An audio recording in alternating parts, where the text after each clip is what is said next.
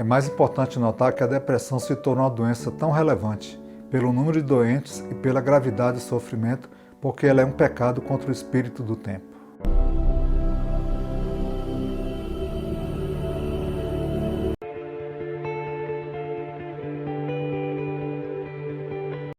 E aí pessoal, chegando aqui mais uma vez com o nosso canal Pensar com Liberdade, trazendo até vocês mais um roteiro, um bate-papo, aquela conversa.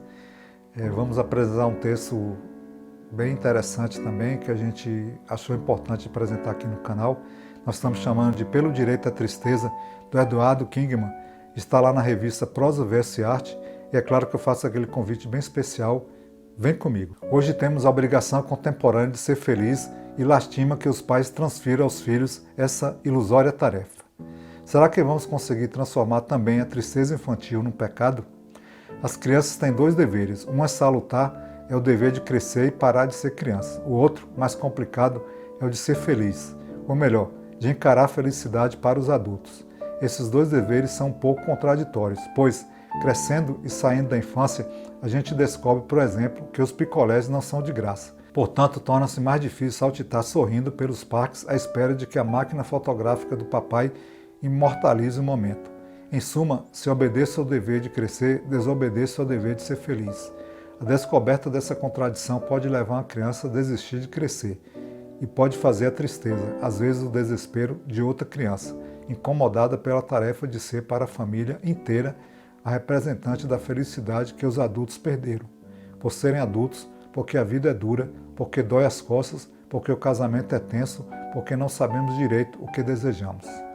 A ideia da infância como um tempo específico, bem distinto da vida adulta, sem as atrapalhações dos desejos sexuais, sem os apertos da necessidade de ganhar vida, é recente. Tem pouco mais de 200 anos.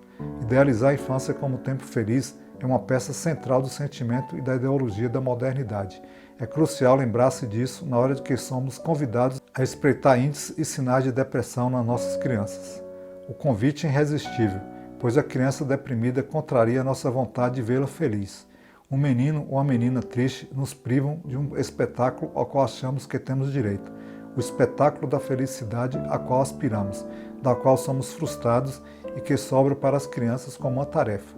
Meu filho, minha filha, seja feliz por mim. É só escutar os adultos falando de suas crianças tristes para constatar que a vida da criança é sistematicamente desconhecida por aqueles que parecem se preocupar com a felicidade do rebento. Como pode com tudo que fazemos e fizemos por ela? Ou como pode ele que não tem preocupação nenhuma, ele que é criança? A criança triste é uma espécie de desertor, abandonou seu lugar na peça da vida dos adultos, tirou sua fantasia de palhaço.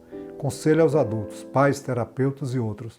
Quando a criança parecer estar deprimida, o mais urgente não é reconhecer os sinais de uma doença e inventar jeitos de devolver uma caricatura de sorriso. O mais urgente para seu bem é reconhecer que uma criança tem o direito de estar triste, porque ela não é apenas um boneco cuja euforia deve nos consolar das perdas e danos de nossa existência. Ela tem vida própria. Mais uma observação para evitar a precipitação. Aparentemente, nas últimas décadas, a depressão se tornou uma doença muito comum.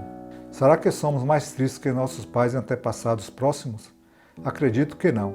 As más línguas dizem que a depressão foi promovida como doença pelas indústrias farmacêuticas, quando encontraram um remédio que podiam comercializar para curá-la.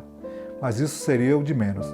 É mais importante notar que a depressão se tornou uma doença tão relevante pelo número de doentes e pela gravidade do sofrimento, porque ela é um pecado contra o espírito do tempo.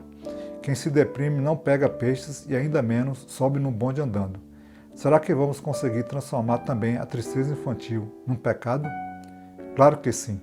Aliás, amanhã, quando seu filho voltar para a escola, além de verificar se ele não está com frieiras, veja também se ele não pegou uma deprê. E se for o caso, dê um castigo, pois afinal, como é que ele ousa fazer cara feia quando acabamos de lhe comprar um Game Boy? Ora, e se o castigo não bastar, pílulas e terapia nele, qualquer coisa para evitar de admitir que a infância não é nenhum paraíso. A gente está transferindo para nossas crianças, a obrigação contemporânea de ser feliz. Estamos transformando a tristeza infantil, que muitas vezes é natural, num pecado. E dizemos que crianças devem crescer e ser feliz. E o texto fala que isso é um pouco contraditório, que à medida que a gente cresce, a gente vai percebendo que a felicidade é mais difícil. E aí, se a gente obedece o dever de crescer, desobedece de ser feliz, né? Um acaba sendo um contraponto do outro, né? E as crianças acabam se incomodando com essa tarefa de ser representante da felicidade para a família, né? Como adulto já sabe que a vida é dura, que a felicidade é difícil de ser alcançada, né? Que a vida enche a gente de porrada, ela foca, ela idealiza a felicidade nos seus filhos, né? E aí acaba criando a ideologia da modernidade, que é aquela de idealizar a infância como um tempo feliz. Pois é o espetáculo da felicidade que a gente aspira, né? Então a gente joga na criança aquilo que a gente não tem, né? E acaba tendo a criança triste como uma aberração, digamos assim, né? Um desertor mesmo, né? O que a gente precisa, gente, é entender que a criança tem o direito de estar triste. Não é ser triste, não é... Claro que tem enfermidade, tem a doença, pode ter algum estado mental, emocional que precisa ser observado, talvez até com um profissional da área, mas aquela tristeza normal, né? O brinquedo quebrou, você disse um não para ela em relação a alguma coisa, teve um dia ruim na escola, então tudo isso faz parte da vida igual da nossa quanto adulto. Tranquilo? Gostaram do texto? Deixe o comentário de vocês aí. Se gostou, deixe seu joinha, seu like. Divulga o Pensar com Liberdade nas suas redes sociais, com seus amigos. Se inscreve no Pensar com Liberdade. Eu agradeço muito. Valeu. Obrigado.